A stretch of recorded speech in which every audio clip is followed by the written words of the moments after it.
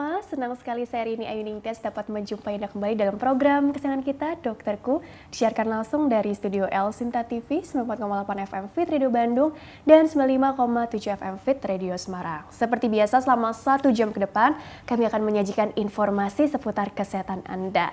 Tema kita kali ini yaitu mengenai kenapa kesehatan mental jadi kunci penting jelang new normal. Bagi Anda yang ingin bertanya langsung, silakan di 021 2520 atau bisa juga kirim pertanyaan Anda ke email kami di dokterkuelsinta@yahoo.co.id. Dan hari ini pemirsa, kita berjumpa kembali dengan narasumber kita yang sangat ceria, yaitu Ibu Ismira Afini Muhtar, psikolog ya. Beliau adalah psikolog tentunya dari Rumah Sakit Islam Jakarta Sukapura. Kita sapa dulu Ibu Mira yang sudah duduk manis di samping aku. Assalamualaikum warahmatullahi wabarakatuh, Ibu Mira. Waalaikumsalam warahmatullahi wabarakatuh, Mbak Rini. Kabarnya bagaimana di new normal ini? Oh, jelang new normal ya?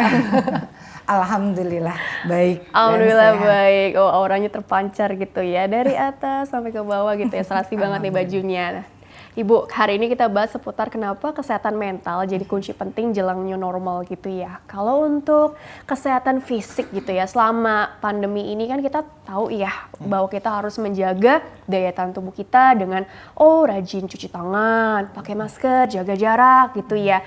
Nah, tapi ini sekarang kesehatan mentalnya nih gitu yang perlu kita kelola. Artinya kan gini, selain sehat fisik, sehat mental perlu diperhatikan gitu ya. Betul.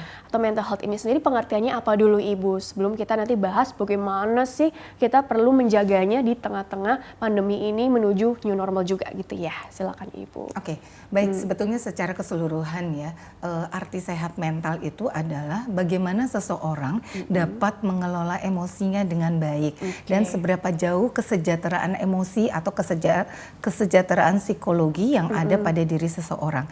Jadi di sini disebutkan bahwa orang yang mentalnya sehat adalah orang yang bisa mengelola emosinya dengan baik, bisa mengelola stresnya dengan baik pula. Kata-katanya indah ya, kesejahteraan emosi gitu ya. Jadi nggak hanya ekonomi aja kesejahteraannya, tapi ini emosi juga. Dan bagaimana mengelola emosi itu sendiri. Karena gini, orang kalau dengar kata emosi tuh pasti persepsinya lagi emosi tuh dia marah-marah mulu kerjaannya. Padahal pengertian emosi nggak sebatas itu aja gitu ya Bu ya. Jadi emosi ini sendiri apa sih? Dia makhluk atau sesuatu yang mengapa sampai kita perlu kelola, kita jaga gitu ya. Karena apa jangan-jangan dia nanti bentar-bentar bisa seperti ini, nanti kalau kitanya mungkin kalem dikit jadi agak berubah lagi gitu. Jadi sebenarnya seperti makhluk atau bagaimana gitu ya? Oke, jadi sebetulnya gini Mbak, emosi itu adalah sesuatu perasaan yang dirasakan oleh seseorang. Jadi ada emosi marah, betul, ada emosi senang, emosi sedih. Jadi segala sesuatu yang dirasakan oleh seseorang itu dikatakan adalah emosi. Jadi bagaimana dia bisa mengelola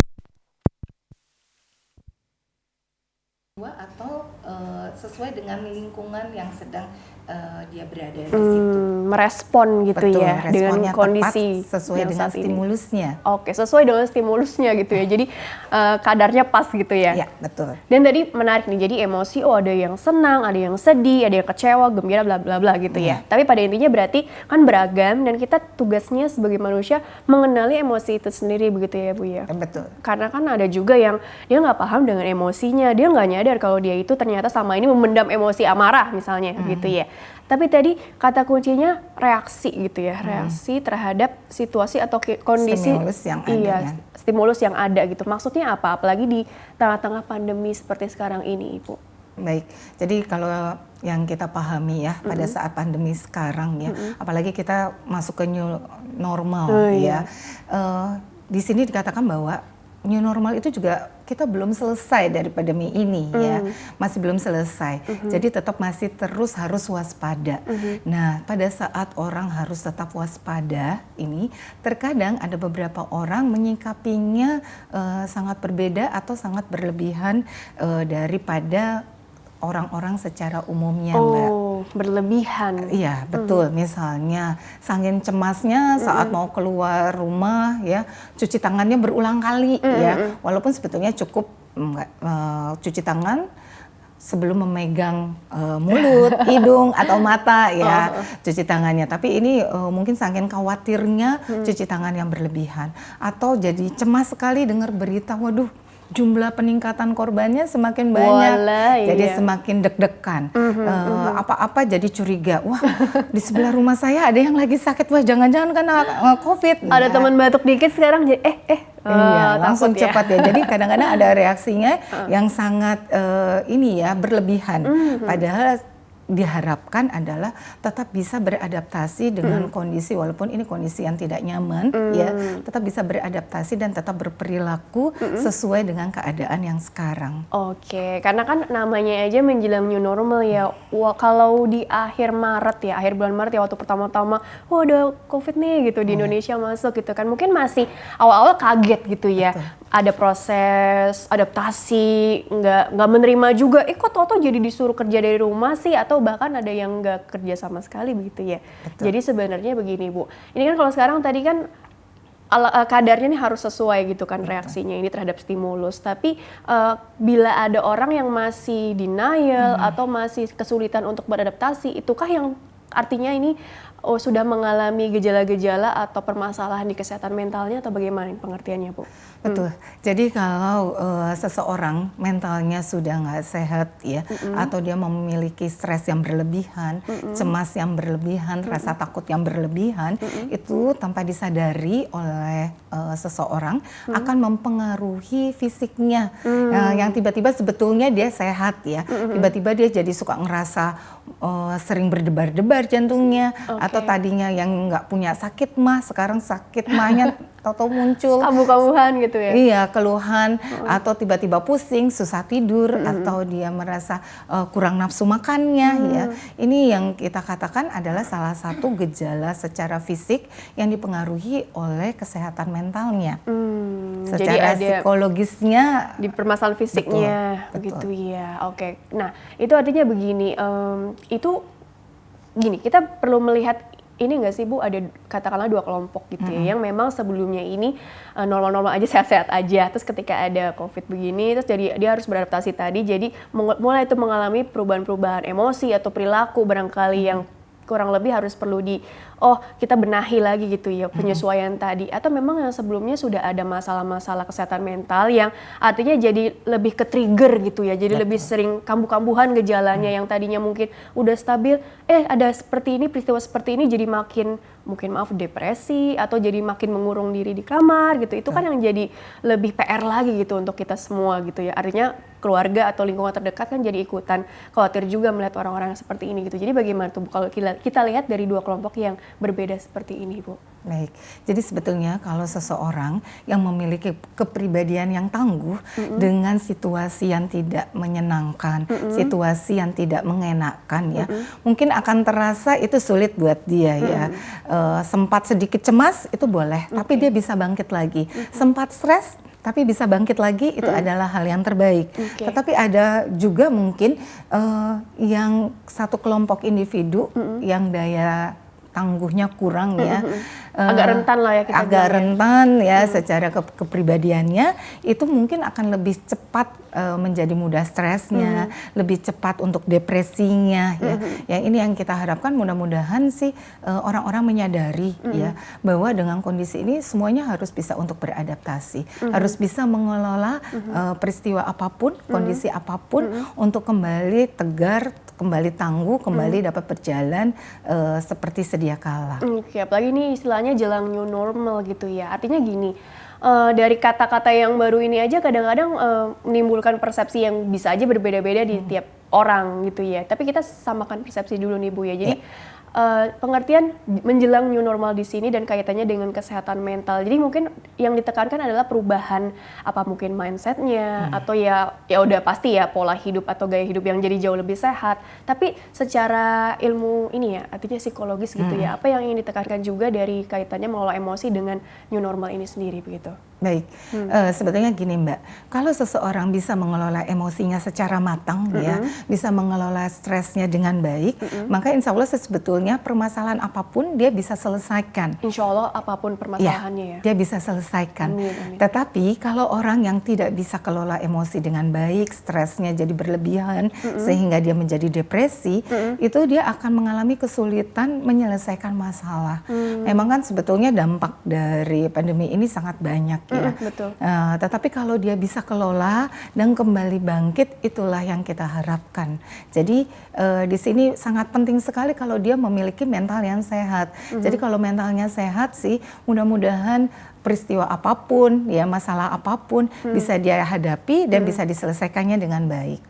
Karena tadi yang menarik adalah dampaknya ini begitu ya. Dampak Betul. kan bisa macam-macam ya. Betul. Ada yang bukan ada ya, banyak gitu ya yang kehilangan pekerjaannya, Iya, betul. atau mungkin apalagi lah gitu, artinya kehilangan pekerjaan, atau mungkin yang tadinya ketemu teman setiap hari ke sekolah harus belajarnya online, itu kan artinya penyesuaian lagi, terus jadinya jadi jarang ketemu teman, terus sedih juga gitu kan. Jadi sebenarnya macam-macam gitu ya bentuknya. Betul. Ya, tapi ini mungkin ditahan dulu sebentar deh, nanti dilanjutkan kembali obrolan kita di segmen selanjutnya lebih detail lagi seperti apa ya Bu ya.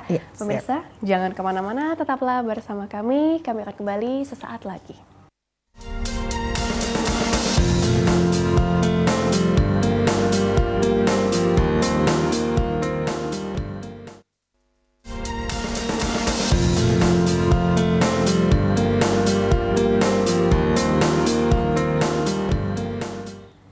Ya pemirsa, terima kasih Anda masih bersama kami di program Dokterku, masih bersama dengan Ibu Ismira Afini Muhtar. Beliau adalah psikolog di Rumah Sakit Islam Jakarta Sukapura, masih membahas mengenai kenapa kesehatan mental jadi kunci penting jelang new normal. Dan Ibu Mira dilanjutkan kembali ya pembahasannya. Jadi begini Ibu, untuk mengetahui apa jangan-jangan aku ini mental health-nya ini udah ada mengalami gangguan dikit gitu ya di tengah-tengah pandemi seperti ini. Jadi sebenarnya begini, ada nggak sih ciri-ciri yang dari fisik lah ya, dari ujung kepala sampai ujung kaki gitu ya, supaya kita lebih paham aja sih secara awam itu bagaimana sih mengenali gejala-gejala atau tanda-tanda yang sebenarnya ini reaksi dari tubuh secara alamiah sih ketika kita ternyata mungkin ada stres atau mungkin sudah berlanjut ke arah depresi juga gitu barangkali karena ya efek dari dampak-dampak yang tadi Ibu paparkan sebelumnya di segmen awal. Kira-kira bagaimana Ibu? Oke, baik. Mungkin banyak sekali orang yang tidak begitu menyadari secara langsung kalau dia itu stres berat ya Mbak ya. Hal ini akan timbul pada fisik seseorang.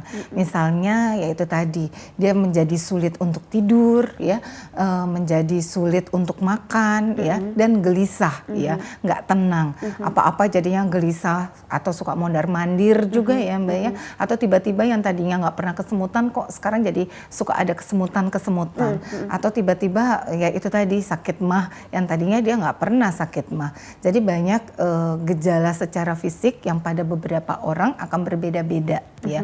Yang tiba-tiba sebetulnya dia nggak punya riwayat penyakit jantung, tahu-tahu jantungnya lebih suka sering berdebar-debar ya. Atau bahkan ada yang sampai ngerasa jantungnya berdebar-debar, sulit bernafas, ke IGD, begitu dicek ternyata sebetulnya normal aja ya. Hal ini banyak sekali beberapa kejadian yang terjadi yang dari stres yang berat, stres yang tidak dikelola dengan baik, atau stres yang belum terselesaikan yang membuat seseorang menjadi memiliki penyakit-penyakit ya yang secara fisik yang sebetulnya sebelumnya belum ada. Ini seperti psikosomatis begitu? Ya betul, jadi lebih ke arah psikosomatis. Oke, jadi memang di pikirannya ini yang perlu dikelola gitu ya. Jadi tanpa sadar tadi reaksinya jadi ke seperti ada jantung berdebar atau mungkin perutnya mules atau apa segala macam gitu. Ternyata setelah diperiksa nggak kenapa-kenapa gitu ya, normal-normal aja. Tapi keluhannya nyata adanya gitu ya, dirasakan sama iya, dia rasakan itu, ya. Gitu. Misalnya nih yang kayak dia jantung berdebar-debar ya Mbak ya. Dia ngerasa aduh kok saya jadi sulit nafas. Jantungnya terasa berdebar-debar, sakit sekali di dada misalnya. Tapi begitu ke IGD dikasih oksigen terus dicek EKG misalnya ya, atau diperiksa dengan dokter, semuanya normal-normal aja. Ini sebetulnya stres yang sangat berat ya, yang mempengaruhi fisik seseorang. Atau tiba-tiba dia ngerasanya ya itu tadi pusing sekali kayak kepalanya mau pecah ya. Walah gitu ya. Tiba-tiba ngerasanya kesemutan ya. Jadi gejala pada setiap orang kemungkinan akan berbeda-beda. Termasuk anak-anak bagaimana itu Bu? Kadang kan anak-anak kan nggak bisa bilang, aku stres nih gitu kan. Kadang-kadang kan dia perubahan perilaku atau emosi yang seperti apa yang harus kita curigai juga nih, jangan-jangan dia memang mengalami tadi psikosomatis misalnya, kan bisa aja dong, atau bagaimana? Misalnya kalau ke anak-anak mungkin ke arah psikosomatisnya, anak-anak mungkin nggak gitu terlalu kelihatan ya Mbak ya, tapi mungkin lebih terlihatnya di arah perilaku pada anak-anak ya. Perubahan emosinya ya, itu. Betul, pada anak-anak mungkin pada saat mereka stres jadi cenderung lebih sering berteriak-teriak ya misalkan ya untuk mencari perhatian, dan mungkin ibu-ibu akan lihat kok anak saya jadinya semakin nakal sih ya. Itu sebetulnya bentuk protes dari anak, protes atas ketidaknyamanan dia dengan kondisi saat protes sekarang. Tuh ya. Ya sebetulnya kalau anak-anak sebetulnya lebih menunjukkan protes ya. Kenapa kok gini? Nggak boleh main misalnya ya. Biasanya boleh main, bisa kumpul sama teman, sama orang tuanya nggak boleh main ya. Udah sampai berapa bulan ini mungkin jarang sekali anak-anak untuk main di luar kan ya. Ini anak-anak kan merasa terkekang ya. Itu yang membuat anak-anak seperti di penjara nih. merasa terkekang, nggak boleh ada corona sampai mungkin kapan sih coronanya selesai? Kapan sih selesainya gitu. Karena belum paham betul ya konsep dari apa sih ada COVID ini apa, corona ini apa, dan kapan hilangnya, pasti pertanyaannya kan seperti itu, kapan selesainya gitu ya. Seperti belum bisa nerima karena memang belum terlalu paham juga kali ya Bu ya. Iya betul. Tapi ada juga anak-anak yang ternyata karena sering kan sekarang juga di YouTube ya tontonan tentang corona, orang tuanya kasih ke anaknya, tapi membuat anak juga jadinya takut. Jadi begitu keluar takut untuk di luar, takut untuk nanti ada corona, ada kecemasan juga kepada anak. Jadi juga saat menyampaikan kepada anak itu sampaikan dengan porsi yang tepat, jangan terlalu berlebihan, sehingga anak juga nggak mudah cemas sekali ya. Jadi kalau kita lihat ada beberapa video juga anak-anak begitu dipasangin maskernya dicopot, ada yang sampai nangis juga ya, karena ada ketakutan tersebut. Oke, artinya kalau ini tidak dikelola emosi yang tadi, sebenarnya ada emosi yang belum tuntas, belum terselesaikan dengan baik, ini dibiarkan berlarut-larut gitu, efeknya tuh apa, takutnya atau khawatirnya jadi trauma gitu ya, jadi atau mungkin bagaimana nih, jadi sehingga kita perlu kata kunci di sini bagaimana mengelolanya tadi, mengelola emosinya tadi sebelum itu terjadi berlarut-larut tadi, apa nih mungkin ada bisa pencegahannya barangkali, atau ya gimana nih tips-tipsnya kali barangkali Bu. Oke, jadi misalnya kalau seseorang merasa, waduh kok saya rasanya stres banget, khawatir dengan kondisi saat sekarang, coba ya untuk berpikir positif, melihat hal-hal yang baik. Oh ternyata di balik korban yang banyak yang terjangkit, untuk saat sekarang yang sembuh juga alhamdulillah sudah ada peningkatan juga. Berarti di sini kita harus bersikap optimis, yakin, mudah-mudahan pandemi ini akan segera berakhir. Berarti kalaupun terjangkit pandemi ini, terkena COVID, mudah-mudahan insya Allah juga kita bisa sembuh gitu ya. Karena tingkat kesembuhan itu juga semakin meningkat. Oke, jadi perspektifnya ini yang tadi ya. Betul. Dan kelola informasi-informasi yang mau kita terima. Jangan semua berita-berita tentang COVID aja ya. Perlu juga kita berita-berita hal yang lain. Lebih baik dengan membaca buku kesukaan kita, mengerjakan hobi ya, atau mengerjakan hal-hal yang lebih menyenangkan. Intinya tadi ya fokus ke yang hiburan aja deh atau apa gitu ya. Iya, betul. Informasi boleh gitu, tetap ikuti, tapi tetap disaring juga sumbernya akurat atau enggak. Terus juga mungkin nggak terlalu sering juga membacanya, karena nanti yang ada bisa jadi cemas. Karena kan tapi dilihat-lihat juga karakternya, ada juga yang memang cuek aja. Oh ya gitu kan, ada juga kan yang nggak terlalu. Karena juga kan banyak sekali yang hoaxnya juga ya. Wah ternyata isu-isunya banyak sekali ya. Jadi pilih dan saringlah, informasi yang bagaimana yang kita perlukan, informasi apa yang bisa justru membuat kita bersemangat, bukan semakin menjadi kita patah semangat ya, tapi justru yang membuat kita semangat dan tetap menjadi optimis. Oke, mungkin di situasi yang seperti sekarang ini tuntutan untuk selalu produktif tapi dengan segala keterbatasan yang ada, itu kan jadi tantangan tersendiri ya. Artinya kita harus kreatif nih, apalagi belum kalau yang rajin main sosmed, ngeliat teman-teman kok walau di rumah aja tapi ada aja yang dimasak ya gitu ya, posting kegiatan-kegiatan yang bermanfaat, atau yang tadinya mungkin nggak ada bisnis online, ternyata dia punya gitu ya. Jadi sebenarnya kadang-kadang buat tim rebahan gitu yang hanya fokus ke kesehatan fisiknya aja, jadi berpikir ini aku jangan-jangan ketinggalan ya, kok aku seberapa produktif sih di rumah aja ini gitu. Jadi itu jadi kadang-kadang jadi beban juga tuh, jadi ada masalah kecemasan juga kadang-kadang. Nah ini bagaimana menanggapinya untuk yang seperti itu contohnya? Ibu? Oke, jadi misalnya ya kalau kita ngelihat banyak sekali sebetulnya dampak ini juga nggak semuanya negatif, banyak hal-hal positif ya. Yang tadinya nggak suka masak, tiba-tiba jadinya suka masak ya. Yang tadinya suka jajan sekarang semua lebih memperhatikan makanan sehat Iya, ya. betul. Ya lebih makanan sehat, memperhatikan kesehatan di rumah semuanya ya, asupan gizinya. Itu kan juga salah satu hal positif yang kita bisa lihat. Tetapi ada juga ya kreatif teman-teman, jadi yang tadinya nggak pernah jualan online jadi jualan online ya. Peluang juga ya. Iya, yang tadinya nggak punya suatu produk sekarang justru menciptakan suatu produk juga ya Mbak ya. Terus ada yang jadinya mungkin merasa, wah teman-teman saya bisa maju kok saya enggak. Sebetulnya kalau yang kita lihat saat sekarang rata-rata malah itu jadi banyak memicu, saya juga buat ya. Nah yang permasalahannya adalah kok orang membuat dan orang laku, kenapa saya nggak laku? Itu yang bikin stresnya mungkin Mbak. Iya. Orang-orang kok jualan ini kok bisa laku, Kan harus proses enggak? juga lah kan, kalau bisnis kan nggak mungkin ya bisa secepat kilat juga begitu ya. Artinya nikmati momennya aja gitu kan, dimanfaatkan peluang yang ada, tapi tetap jangan yang perlu target-target begini-begini, kita malah stres sendiri nggak sih gitu ya. Iya, tapi kan kadang-kadang kan ada yang beberapa yang menyebutkan lakunya sudah berapa ya berapa Allah. ya kan ya. Tapi Iya. kan melihat wah teman saya udah lakunya banyak kok saya belum ya. Di-posting Kadang-kadang gitu ya. kalau untuk seseorang dengan kepribadian yang kurang tangguh, dia ya udahlah nggak usah lah. Tapi kalau dia memiliki adversity ya atau kepribadian yang tangguh, daya juang yang kuat, dia akan berusaha melihat berarti letak kesalahan saya ada di mana, gimana sampai nggak laku misalnya seperti itu. Apa yang perlu dievaluasi gitu ya? Iya, harus mengevaluasi atau harus ciptakan produk yang seperti apa yang akan bisa diterima oleh banyak orang. Oke, intinya gigih begitu ya kata Iya. kuncinya juga ya. Oke, Ibu, kita mungkin masuk ke pertanyaan dari email dulu ya, karena ini ada 2 pertanyaan dari email yang bisa Ibu beri tanggapan ya. Jadi bagi pemirsa yang ingin bertanya Fema, silakan kirim saja pertanyaan ke email kami di drkuelsinta@yahoo.co.id. Format lengkapnya di bawah ini, nama, usia Anda, serta tempat tinggal, beserta pertanyaan selengkap mungkin ya. Ini pertanyaan pertama dari Zaski, usianya 27 tahun dari Jaksel, Jakarta Selatan. Gimana supaya niat ngejaga fisik biar tetap sehat, gak nyerang mental health kita selama pandemi?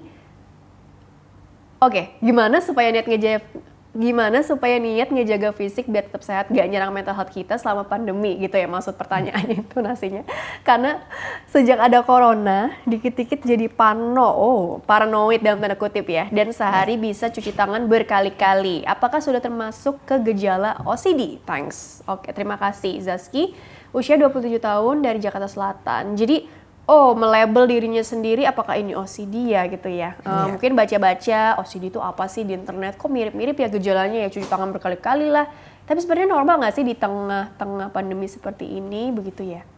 Oke, baik. Sebetulnya OCD itu ya perilaku yang dilakukan berulang-ulang ya kan. Jadi kalau saat sekarang itu pasti sudah tertanam di mindset kita, di pikiran kita. Hampir semua spanduk, hampir mau masuk kemana-mana, cuci tangan dulu ya kan ya. Semuanya selalu akan ingatkan itu untuk cuci tangan dulu, cuci tangan dulu.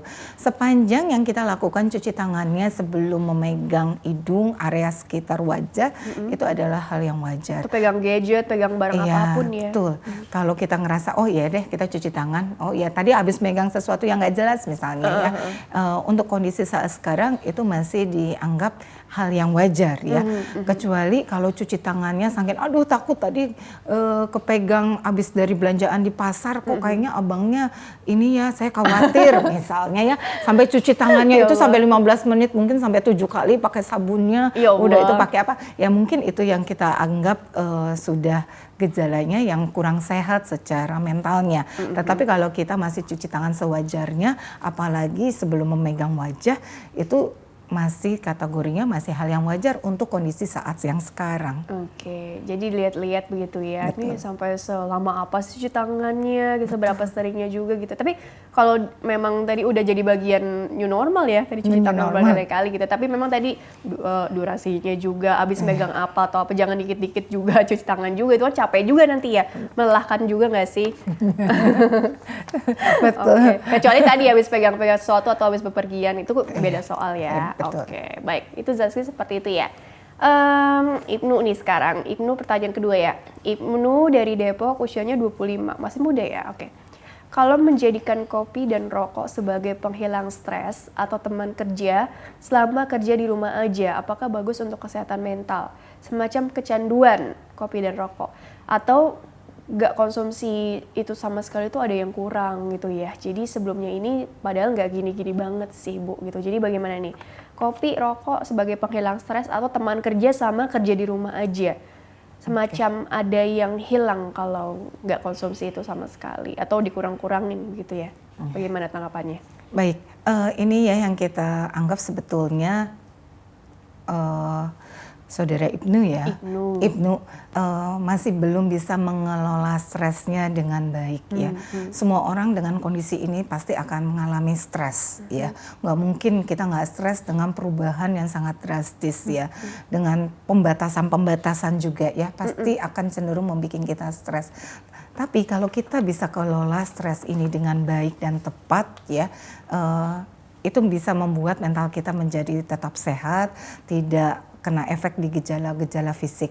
Nah, kalau kita stres, lalu kita melampiaskannya ya kepada rokok misalnya, atau dengan kopi, atau dengan hal-hal yang lain, ini yang kurang tepat, ini yang harus dihindari. Kalau misalnya biasa memang minum kopinya cuma cukup di pagi hari aja, atau memang kebetulan lagi ngantuk aja, itu masih hal yang wajar. Tetapi kalau ini dosisnya tidak seperti biasanya, dosis ya, tuh. dosis minum kopinya ya, atau frekuensi minum kopinya tidak sesuai dengan biasanya, ini yang harus dikhawatirkan ya. Coba dicek lagi, yang bikin kita stres ini apa? Kira-kira gimana cara untuk mengurangi stres? Sebetulnya diri kita akan tahu kok gimana cara untuk mengurangi stres tersebut. Oke, jadi yang bisa mengukur sendiri gitu ya Bu ya? Betul. Oke, mungkin juga saran-saran juga untuk secara umum begitu ya, untuk bagaimana sih tips-tipsnya supaya jadi jauh lebih tenang. Tadi kan bisa, alihkan pikiran kita ke hobi, atau supaya nggak kecanduan, atau apa sih istilahnya, jadi kayak substitusi gitu ya. Jadi mencari apa istilahnya yang menyenangkan untuk dia. Jadi kan itu kan istilahnya ini sementara ya. Iya, jadi sementara gitu ya. Jadi sebenarnya ada tips-tips lain nggak sih supaya kita jadi jauh lebih lebih menganut gaya hidup sehatnya juga, tapi juga jadinya nggak kecanduan juga di tengah-tengah kondisi yang seperti sekarang ini gitu. Batasannya juga bagaimana, barangkali juga ada tambahan lagi nggak sih untuk secara umum aja begitu. Baik, sebetulnya yang perlu kita ingat ya Mbak Rini, kondisi saat sekarang kan bukan kita sendiri aja yang mengalami ya, seluruh dunia kan ya yang mengalaminya ya. Jadi kita coba saring ya informasi yang ada. Lalu yang kedua, kita berusaha untuk berpikir positif ya, melihat hal-hal yang baik, tetap optimis dan yakin mudah-mudahan badai ini memang akan segera berlalu. Oke, itu kata kuncinya ya. Namun ada juga tadi teman-teman di luar sana yang kayaknya nggak bisa nih diatasi sendirian aja gitu. Artinya nggak bisa mengandalkan kita sendiri yang berjuang, atau kira-kira kapan sih perlu bantuan profesional. Itu kan pasti harus ada rambu-rambunya gitu kan, yang perlu kita kenali juga begitu ya Bu ya. Betul. Mungkin Ibu sebagai psikolog bisa memberi saran juga gitu, kapan sih perlu nih sekiranya orang ini gitu kan pergi ke psikolog, apalagi di tengah situasi pandemi seperti sekarang ini justru jadi semakin lebih dianjurkan, atau bagaimana barangkali Bu? Baik, sebetulnya kondisi saat sekarang kalau merasa kurang nyaman dengan keadaan, kurang nyaman dengan kondisi kita, memang betul kita ke psikolog. Dan saat sekarang kami dari Rumah Sakit Islam Sukapura juga menyediakan untuk online. Jadi mungkin kalau merasa nggak nyaman, silakan daftar aja. Nanti ada untuk secara online ke psikolognya, atau ke dokter lainnya juga bisa dilakukan secara online.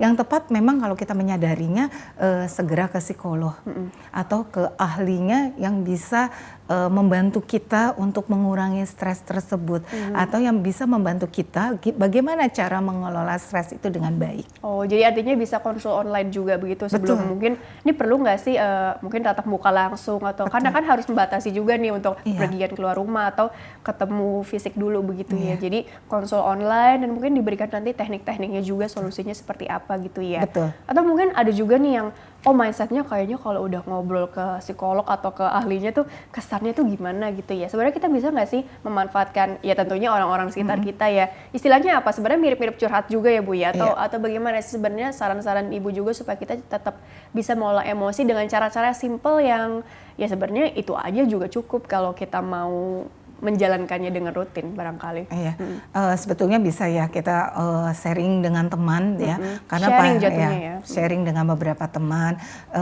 mungkin itu juga akan mengurangi sedikit rasa cemasnya kita. Tapi kondisi saat sekarang juga banyak sekali ya layanan-layanan psikologi yang diberikan secara by phone ya, lewat telepon itu bisa digunakan ya. Pemerintah sendiri juga sudah menyediakan ya sebetulnya untuk layanan psikologinya. HIMSI juga ya, Himpunan Psikologi Indonesia juga menyediakan layanan tersebut. Jadi yang mungkin ngerasa ada cemas, ada yang merasa banyak khawatir, bisa lakukan telepon ke psikolog untuk bisa tahu bagaimana cara mengelola emosi dengan baik, bagaimana caranya mengelola stres dengan baik, sehingga tetap mental yang sehat, bisa berpikir dengan jernih, bisa tetap optimis untuk maju ke depan.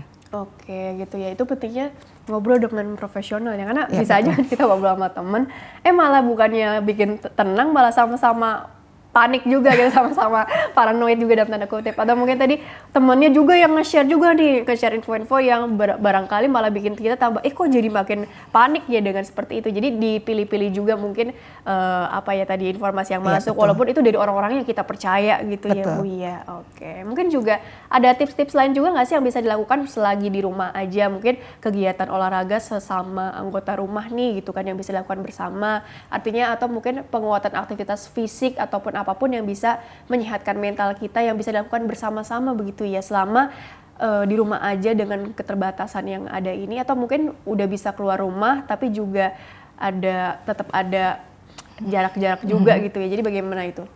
Oke, sebetulnya banyak hal yang bisa kita kerjakan bersama dengan keluarga, dan sebetulnya dukungan keluarga itu sangat memegang peranan penting ya untuk bisa sama-sama kita bangkit ya. Semakin bersama sebetulnya semakin membuat kita semakin kuat ya.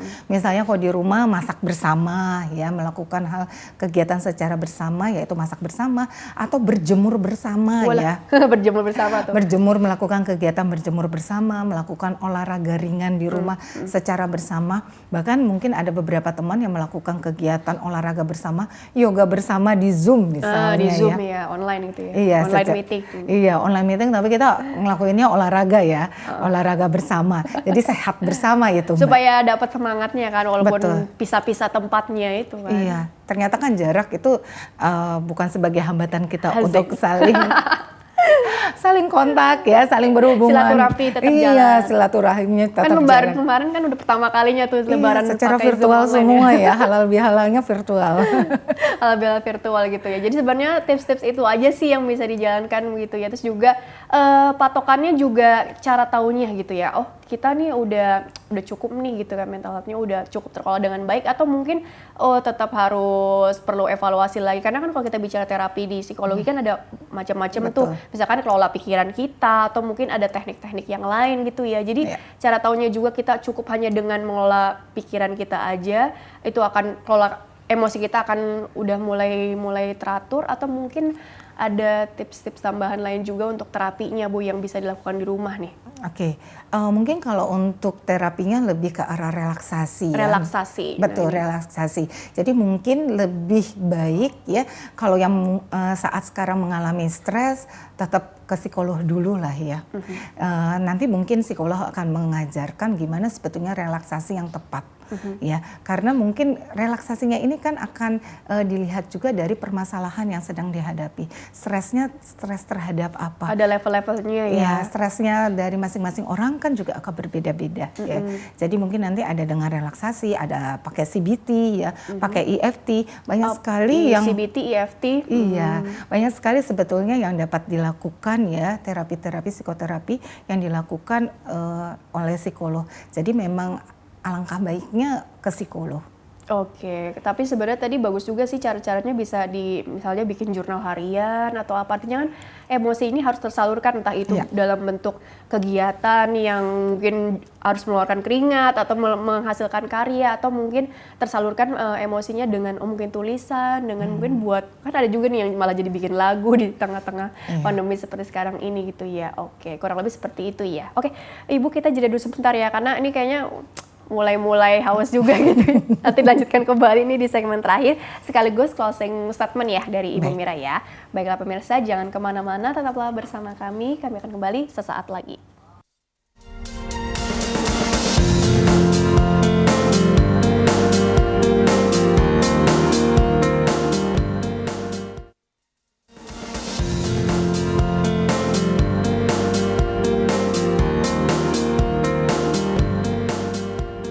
Ya pemirsa, terima kasih Anda masih bersama kami di program Dokterku, masih membahas mengenai kenapa kesehatan mental jadi kunci penting dalam new normal bersama dengan Ibu Ismira Afini Muhtar. Beliau adalah psikolog di Rumah Sakit Islam Jakarta Sukapura. Dan Ibu Mira di segmen terakhir kali ini ya, sebelum ke closing statement-nya. Jadi kan sebenarnya tadi materi panjang, itu ada banyak ya. Jadi langsung aja sebenarnya kalau kita lihat benang merahnya begitu ya. Jadi kan pengertian sehat itu kan kalau menurut WHO kan ada sehat fisik, sehat mental, sehat spiritual, sosial dan segala macam gitu ya. Dan bagaimana tadi mengelola itu semua supaya istilahnya mengawinkan ini semua bisa selaras gitu ya. Karena kan bisa aja pada prinsipnya dalam perjalanannya nggak semuanya ini berjalan dengan mulus begitu ya Bu ya. Nah tadi barangkali dalam satu keluarga lah, karena kan kita kan lagi banyaknya di rumah ini lebih banyak waktunya sama keluarga tiap hari, jadinya menghadapi mungkin anak yang jadi ikutan stres juga karena harus sekolah di rumah atau jadi bagaimana gitu ya. Kemudian juga ayahnya, ibunya butuh penyesuaian juga, dan juga belum mungkin kalau di rumahnya itu ada katakanlah kakeknya, neneknya yang jadi terhambat nih gitu mau ke rumah sakit jadi nggak bisa gitu karena lagi ada corona kayak gini kan. Jadi banyak di rumah aja menunda-nunda pengobatan jadi ikutan stres juga gitu ya. Jadi kesannya malah penyakit fisik jadi harusnya dihindari, ini malah jadi imunitasnya malah jadi makin drop gitu ya Bu ya. Jadi sebenarnya mungkin tips kembali ya untuk mengelola nih dalam satu kesatuan keluarga, bagaimana supaya energi di rumah itu jadi positif dan kita bisa menjaga emosi masing-masing anggota keluarga dengan cukup baik. Kira-kira bagaimana tips-tips yang bisa diberikan kembali Ibu? Silakan. Oke, Mbak. Jadi sebetulnya kondisi saat sekarang membuat semuanya pekerjaan ada di rumah ya. Walaupun kita masuk ke new normal, tetap ada pekerjaan yang masih dikerjakan di rumah. Anak-anak masih bersekolah di rumah ya. Ini tetap mungkin kemarin yang 2 bulan ini sudah membuat kita sudah bisa beradaptasi. Gimana sih sebetulnya pekerjaan yang sama, mengerjakan tugas kantor, membantu anak belajar juga ya, bisa diselesaikan secara bersama-sama ya. Intinya adalah saling mendukung, support antar anggota keluarga itu sangat penting sekali ya. Saling mendukung, saling memberikan semangat ya, saling mengingatkan kalau mungkin lagi emosinya lagi nggak enak, stabil, mungkin kita bisa alihkan mengajak sesuatu dengan hal yang menyenangkan, misalnya ayo yuk kita masak bareng deh, atau ayo yuk kita ngerjain berkebun bersama misalnya, atau kita membuat suatu prakarya bersama ya. Jadi di sini dukungan dalam satu keluarga sangat penting untuk benar-benar sama-sama bangkit ya. Apalagi untuk anak-anak. Anak-anak ini sangat jauh sekali ya, mereka kebiasaannya yang biasanya bermain, terus belajar dengan bu guru yang sampai ngerasa kok bu guru itu ternyata lebih baik dibanding mamahnya, kalau ngajar mamahnya lebih galak ya. Kadang-kadang ada orang tua yang seperti demikian ya.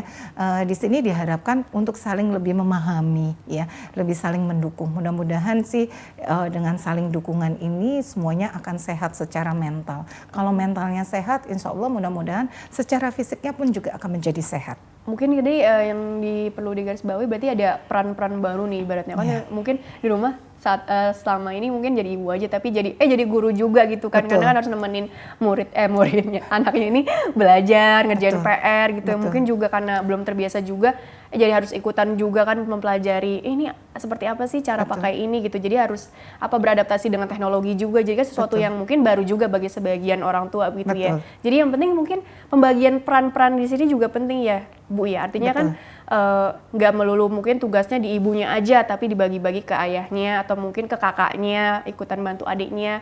Artinya semua bersinergi gitu ya, Betul. bekerja sama gitu Saling ya. mendukung. Saling mendukung, kurang lebih seperti itu. Nah, mungkin tadi juga untuk penguatan fisik. Nah, ini kan artinya penguatan daya tahan tubuh ini akan sangat berpengaruh juga untuk mental itu sendiri ya. Betul. Mungkin ada saran dari pola hidup yang seperti apa, entah itu dari segi makanan atau mungkin jam tidur, jam istirahat, mungkin saran untuk olahraga yang relaksasi yang bagaimana juga yang kira-kira sedikit banyak akan mempengaruhi juga kesehatan mental jadi semakin membaik begitu katakanlah. Baik, diharapkan betul ya, setiap orang harusnya sih ya memiliki pola tidur yang baik, misalnya tidur jangan terlalu melarut ya, jam 10 malam sudah Jadi lupa tidur. waktu misalkan begadang jadinya. Iya, karena ya itu tadi ya, karena dia mungkin stres jadi sulit tidur ya. Yang diharapkan dia bisa tidur sesuai ya 6 sampai 8 jam dalam setiap harinya, lalu mengkonsumsi makanan-makanan sehat, buah-buahan misalnya ya. Banyak serat ya. Ya, mungkin kalau lagi kondisi tubuh ngerasanya wah saya lagi nggak enak badan, mungkin perlu untuk tambahannya minum vitamin ya. Tapi kalau kondisi sehat mungkin vitaminnya dari buah-buahan aja insya Allah sudah cukup ya, dengan dari makanan-makanan yang baik ya, sayur-sayuran dan yang lain ya. Kecuali memang kondisi lagi nggak enak mungkin butuh vitamin juga. Kalau lagi seimbang, Iya, jadi jangan lupa betul. juga aktivitas fisik tadi, olahraganya Betul, juga olahraga. segala macam gitu ya. Olahraga berjemur bersama ya. Jangan lupa juga ya. Jadi Iya. justru ini kesempatan bagus banget ya, yang mungkin selama ini di kantor aja kan, nggak kebagian sinar matahari. Nah ini mungkin kalau di rumah kan bisa keluar ke teras bentar gitu ya, Bu ya, untuk dapat sinar mataharinya. Oke Bu, kurang lebih seperti itu ya. Mungkin karena waktunya juga kan terbatas begitu ya. Jadi sebenarnya kesimpulan yang bisa Ibu sampaikan gitu ya, apalagi lebih ke perubahan mindset ya atau persepsi ya mengenai new normal itu sendiri. Jangan new normal apa sih gitu, jadi sesuatu yang menjadi momok yang seperti apa nih gitu ya. Jadi sebenarnya ya biasa aja lah gitu ya. Jadi bagaimana kita terbiasa juga dengan tadi label-label baru itu, atau mungkin ya nggak perlu melabel juga gitu ya. Jadi sebenarnya kan arahnya malah baik kan, diarahkan ke pola hidup yang jauh lebih sehat gitu ya. Tapi pada intinya bagaimana mengelola sekali lagi kesehatan mental kita di tengah-tengah pandemi ini menuju era new normal tersebut begitu. Silakan Ibu. Baik, jadi diharapkan kita semua bisa lebih tangguh ya, tangguh secara pribadi kita ya, tangguh secara emosi kita ya, tidak berlebih-lebihan, dapat mengelola stres dengan lebih baik sehingga kita dapat menyelesaikan permasalahan-permasalahan yang sedang kita hadapi ya. Jadi di sini diharapkan ya tadi kalau sudah bisa tidurnya secara normal, makan secara normal ya, dan melihat kondisi saat sekarang bisa menyesuaikan diri, beradaptasi dengan baik. Sekarang semuanya harus pakai protokol kesehatan, bisa menyesuaikan diri dengan baik, mengelola emosi dengan baik.